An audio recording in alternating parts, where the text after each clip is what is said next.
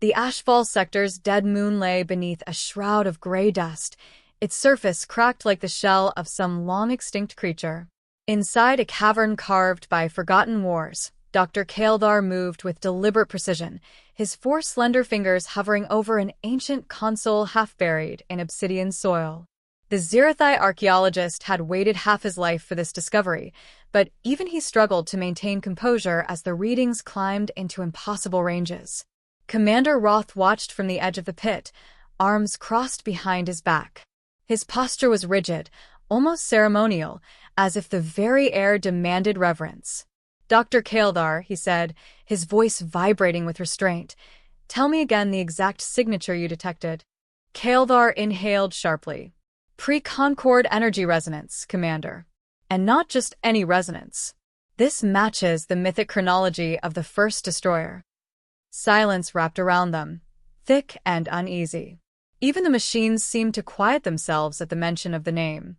Torrin Vesk, the bulky historian assigned to the expedition, stepped closer, his heavy boots cracking thin layers of crystal underfoot. "The first destroyer," he repeated, his tone both fascinated and afraid. "If this is real, then we stand on the precipice of rewriting galactic history." Roth's mandibles twitched, or on the edge of waking something that should have remained buried. Deep beneath them, lights flickered along the chamber wall, forming intricate patterns, runes etched into the stone by beings long vanished. They pulsed in a slow, resonant heartbeat, as though the moon itself recognized their trespass. The air grew colder. Torrin wiped sweat from his brow despite the chill. "Where is the human? He was supposed to be here an hour ago." The Concord insisted on having one of them for any excavation involving Terran artifacts. As if summoned by irritation alone, a clattering noise echoed down the access tunnel. Elias Ward appeared moments later, stumbling slightly as he tried to juggle a datapad, a mug of rapidly cooling coffee, and what looked like a toolkit held together by tape and desperation. He blinked at the alien team, then at the enormous cavern. "Okay," he said, breathless. "Which one of you geniuses decided to hold the universe's most important dig before sunrise?" Roth stared at him with an expression that hovered between disbelief and offense. "Human." "Elias," he corrected, taking a gulp of coffee. "Just Elias." "You are late," Roth growled. "I'm human," Elias replied. "We run on a different version of punctuality. Now, what's the emergency? I was told something was reading Terran genetic markers, and given the panic in your message, I assumed it wasn't just an old toothbrush." Kael'thar gestured toward the excavation pit. "See for yourself." Elias leaned forward and froze.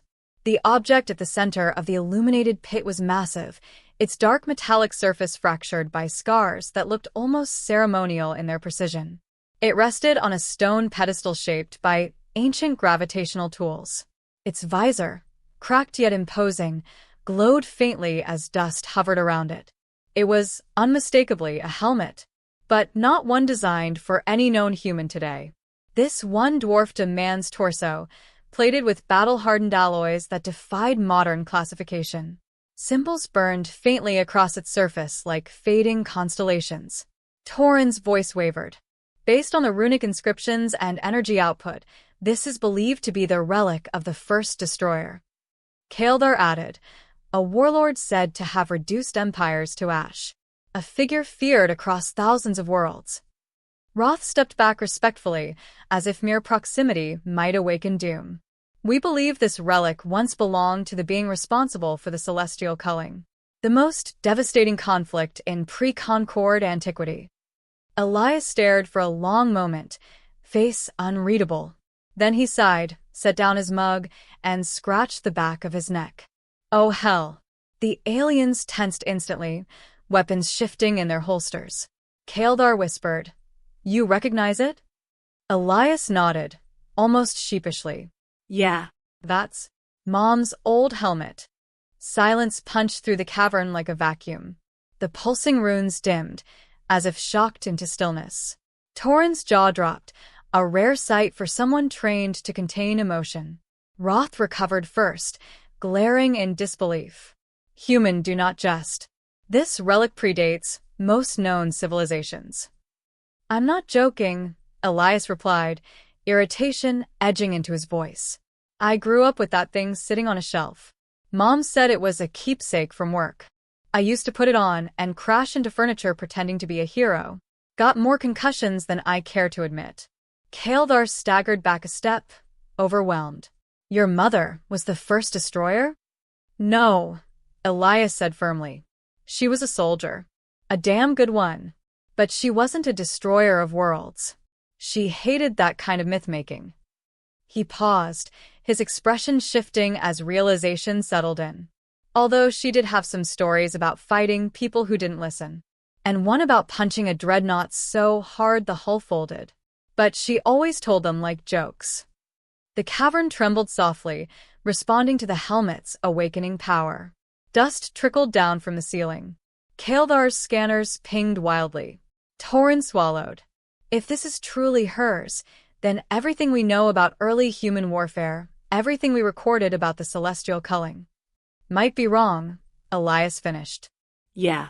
Figures. Mom always hated historians, too. The helmet emitted a low, resonant hum, as if recognizing the presence of familiar DNA. Symbols along its visor brightened. Elias instinctively stepped forward, resting a hand gently against its cold surface. For a brief instant, the humming deepened into something that felt warm, almost welcoming. Kael'thar whispered, awed and terrified. It responds to you. Of course it does, Elias murmured. She rigged everything to respond to family. Made it easier for me to find the fridge when I was little. Roth's voice cracked. We must secure the relic. If it awakens fully. The helmet's glow intensified, filling the chamber with an eerie light. Elias didn't flinch. But the aliens did, scrambling for cover as the runes flickered like fire. And then, just as suddenly, the glow faded to a softer pulse, quiet but unmistakably alive. Elias looked up at the stunned alien team, exhaling slowly. Okay, he said, I think we need to talk about what my mom actually did before she retired. The cavern fell silent again, but it was no longer the silence of mythic dread. It was the quiet of a story finally ready to be told, one that none of them were prepared for, and one that had only just begun. Dr. Kael'thar's hands trembled as he replayed the archival projection hovering in the air between them. The glyphs flickered with age, their edges warped by time, yet the message remained unmistakable. Every recorded civilization from that forgotten era had feared a single warrior who fought with the ferocity of a collapsing star. Torin Vesk stood motionless beside him, his thick arms crossed, his normally booming voice hushed with disbelief. Elias Ward, the human who had turned their understanding of history upside down in a single casual sentence, exhaled slowly as if preparing himself to peel back the layers of a story he had never intended to tell. It makes no sense, Torin muttered. The first destroyer ended fleets. He shattered armadas. He toppled the empire of 9 suns in one night. How does that align with a Terran soldier, your mother, retiring to raise a child on a quiet colony world? Elias shrugged gently. That's the thing. She never talked about her career in a way that made sense. She'd mention missions like they were small chores, took out a warship, neutralized a tyrant, saved a planet, all said with the same tone as reminding me to clean my room. His voice softened. I always thought she exaggerated. Or maybe I wanted to believe she did. Commander Roth paced a slow circle around the projection, his boots echoing sharply against the chamber floor. Your mother's exploits are woven through alien mythologies as omens of destruction. Even cultures that never met humans feared her. That sounds right, Elias replied dryly. Mom was terrifying on parent-teacher conference days. Kael'thar gave him a withering stare, though the edges of his composure were fraying. Elias, this is not humor. The archives paint your mother as a primordial force. There are accounts of her fighting without ships, without reinforcements, relying on strength and strategy inexplicable to our species. He zoomed in on a hologram showing a colossal figure standing in the ruins of an obliterated dreadnought. This image matches the helmet we uncovered. Elias studied the projection. The silhouette was larger, the posture colder, the energy around it almost monstrous, but he could still see traces of familiarity. She always looked taller when she was angry, he murmured. Torrens stepped forward. We require clarity. What do you actually know about her service record? Elias inhaled deeply. He looked younger in that moment, as if stripped back to a lifetime of half-understood memories.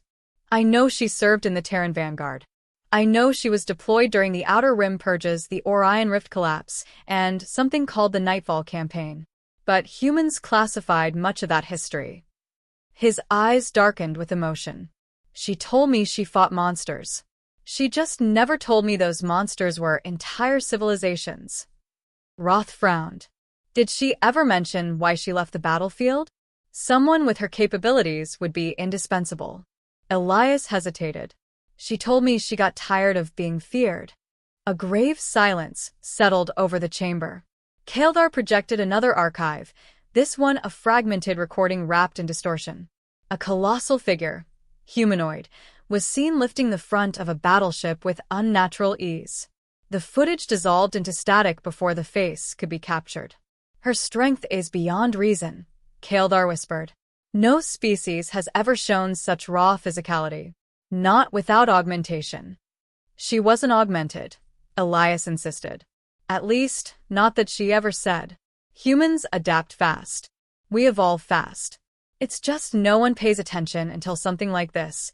He gestured toward the relic helmet. Turns up. Torrens' eyes widened as he considered the implications. Then humanity may possess latent capabilities capable of shifting the galactic balance. That's not what she wanted, Elias replied, his voice suddenly fierce. She fought so others wouldn't have to. She wanted peace, not power. Roth folded his arms. Yet she left us this relic, dangerous, alive with ancient energy. Why hide it beneath a war-torn moon? Elias placed a hand against the helmet's smooth, cold surface. It pulsed faintly, as though listening. She didn't hide it, he said quietly. She sealed something here. Something she didn't want following her home. Kael'thar stiffened. The legends do mention a final battle.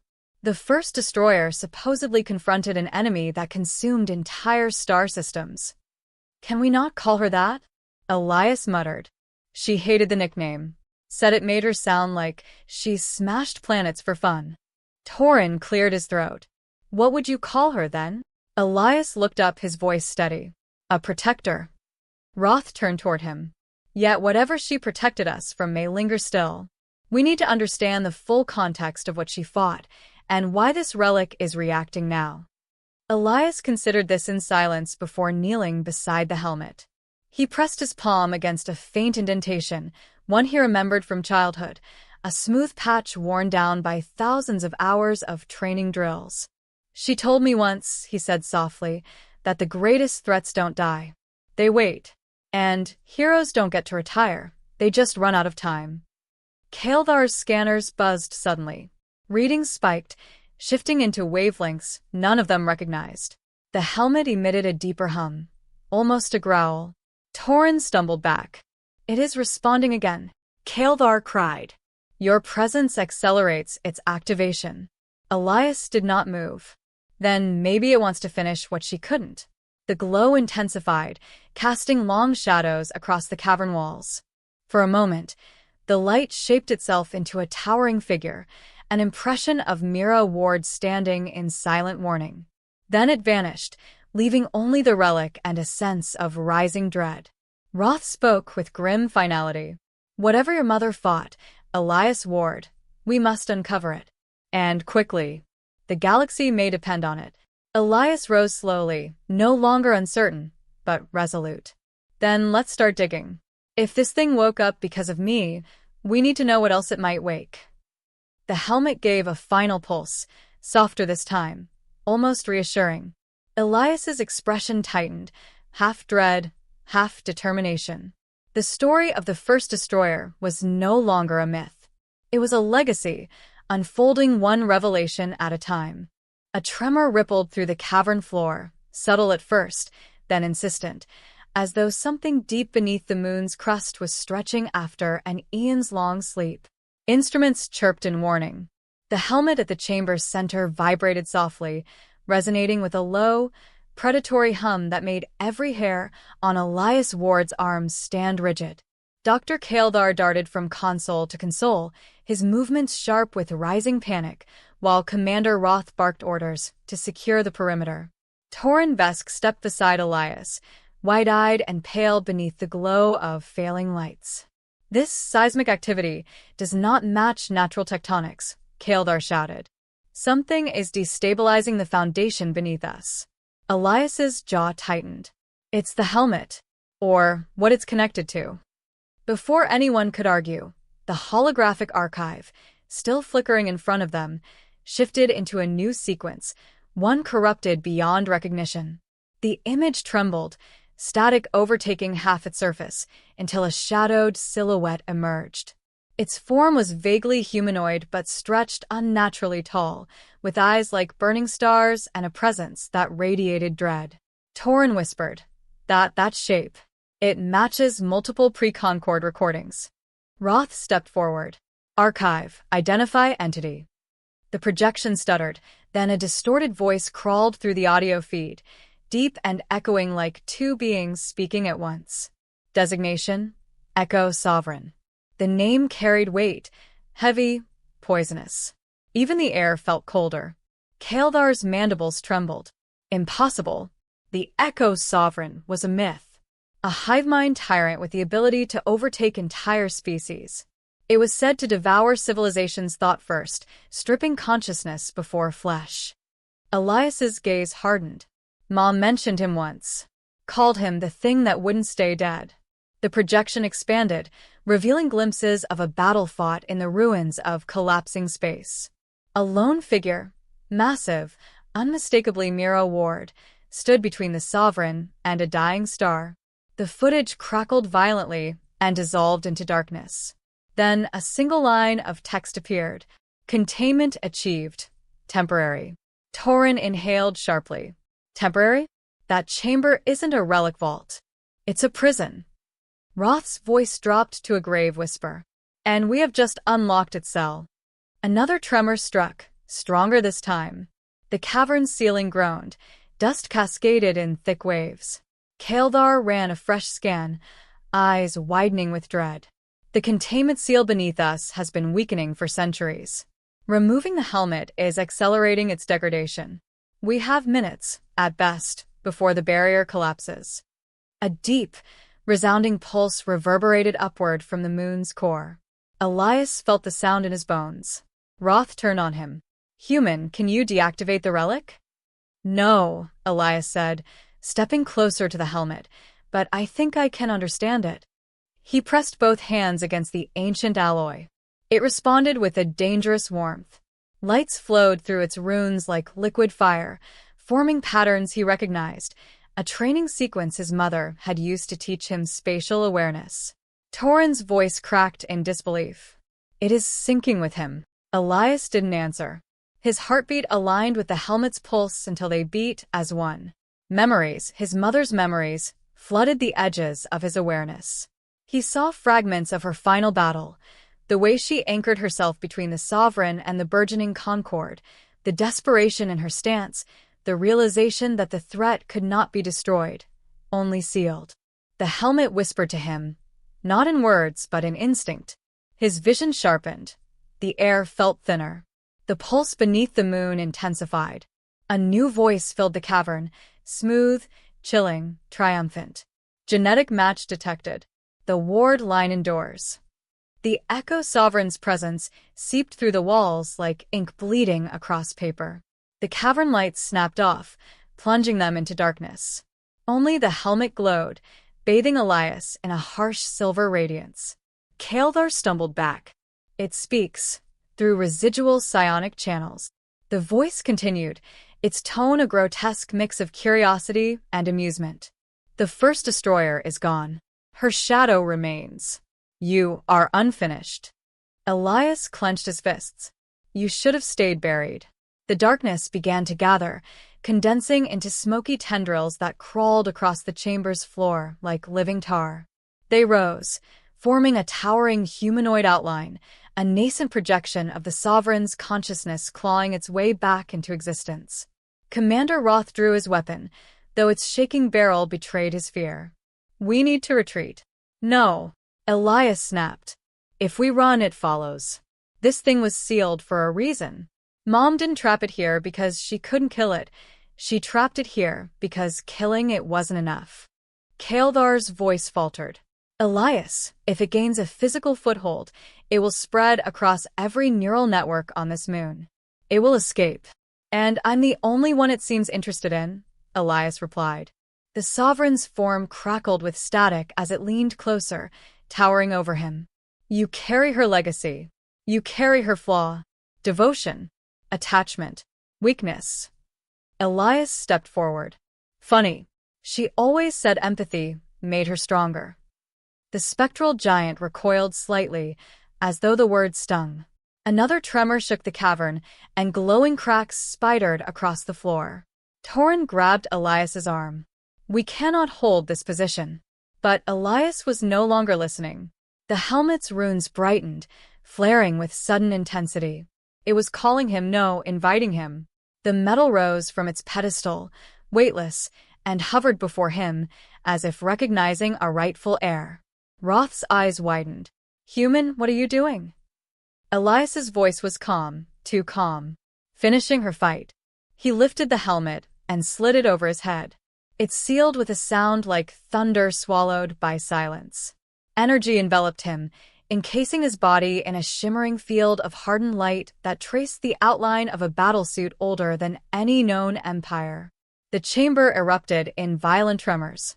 The Sovereign's silhouette thrashed, its edges dissolving as Elias's presence forced it back. Torin's voice was a strangled whisper. "He's activating the same system she used." The helmet synchronized fully, and Elias's voice emerged deeper, resonant with power and memory. "I know what you are now," he said to the looming entity.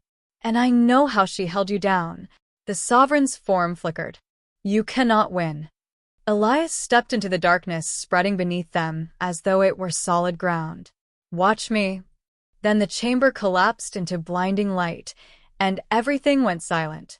The blinding light faded slowly, dissolving into fractured beams that flickered across the crumbling chamber. Elias Ward stood at the epicenter of the collapse, the ancient helmet fused seamlessly to his form, its runes burning like molten constellations. Dust and shards of shattered stone floated weightlessly around him as gravity buckled under the strain of the awakening force below. The Echo Sovereign's half-formed silhouette pulled itself upright once more, its towering body an amalgam of shadow and psionic residue. Commander Roth struggled to regain his footing while Torin Vesk hauled Dr. Kael'thar from a cracking platform. The historian stared in stunned disbelief as Elias took a single step forward, each movement echoing with the weight of inherited power. He stands like her," Torin whispered. "The stance, the balance, it's identical." Elias didn't hear them. The helmet's neural interface coursed through every part of him, feeding combat instincts he had never learned and reflexes he could barely comprehend. His mother's memories, fragments of battles fought beyond mortal limits, guided him like ghostly hands placed on his shoulders. The Sovereign's voice thickened the air. "A child wearing a giant's armor," it murmured, its tone sliding into derision.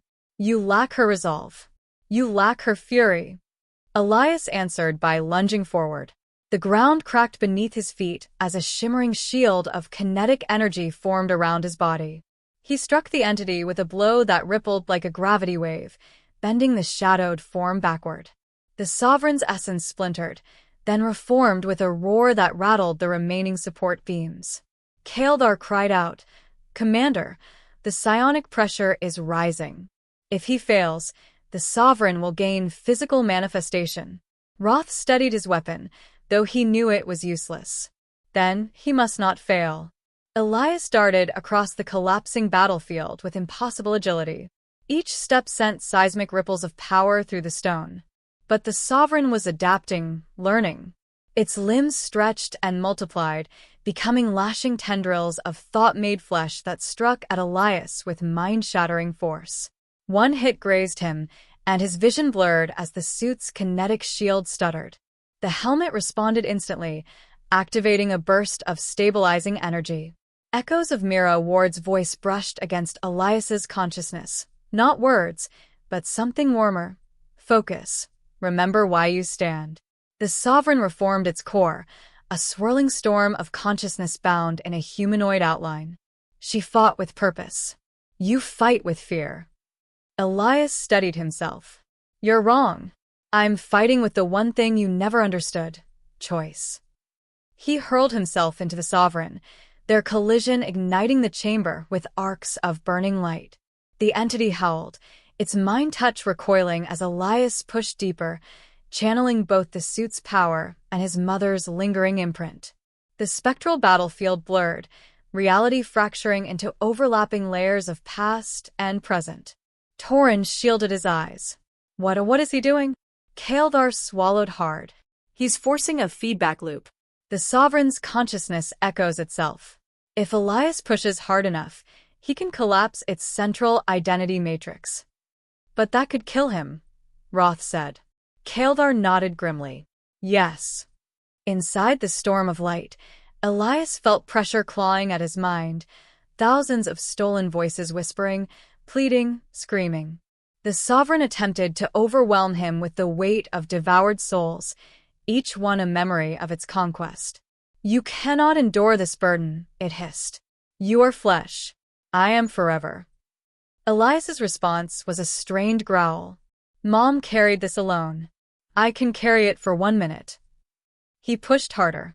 The helmet's runes flared, activating a dormant protocol buried deep within its ancient architecture. The air stilled. The Sovereign froze.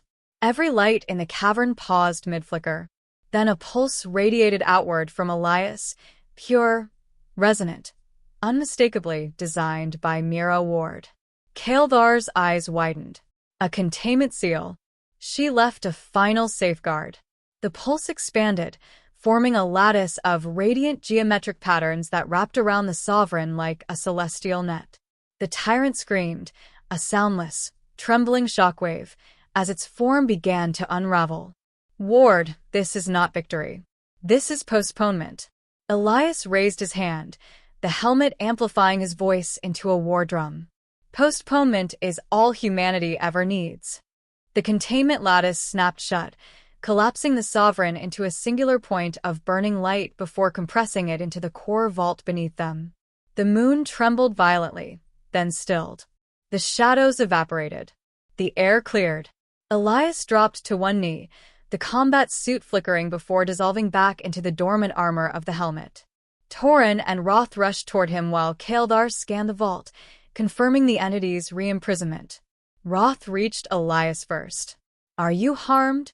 Elias coughed, breathing hard but managing a crooked grin. Only emotionally. That thing had terrible bedside manner. Tauren exhaled shakily. The galaxy owes you a debt beyond reckoning. Elias shook his head. No. It owes her. I just borrowed her tools. Kael'thar stepped forward, reverently eyeing the helmet. You understand what this means, don't you? The first destroyer was never a monster, she was a guardian. And she wasn't the first destroyer, Elias said quietly. She was the first protector. The helmet dimmed, settling into silence. Elias lifted it gently, tracing a thumb along the dent he remembered from childhood, a mark formed not from a mythical battle, but from when his mother had tripped during training and laughed about it for days. He looked toward the darkened tunnel leading out of the chamber. Let's get this sealed and documented. And then, I think I owe the galaxy a better explanation of who she was. Roth straightened. And what about you, Elias Ward? What title do you claim? Elias slung the helmet under his arm, exhaustion mixing with quiet conviction. None. Titles build myths. I'm just her kid. He paused, then added with a faint smile, but if the universe ever needs me again, I'll answer. The chamber fell silent once more, peaceful for the first time in thousands of years. Together, the team began their ascent, leaving behind the sealed vault and the legacy of a woman who had shaped galaxies, and the sun now destined to protect them.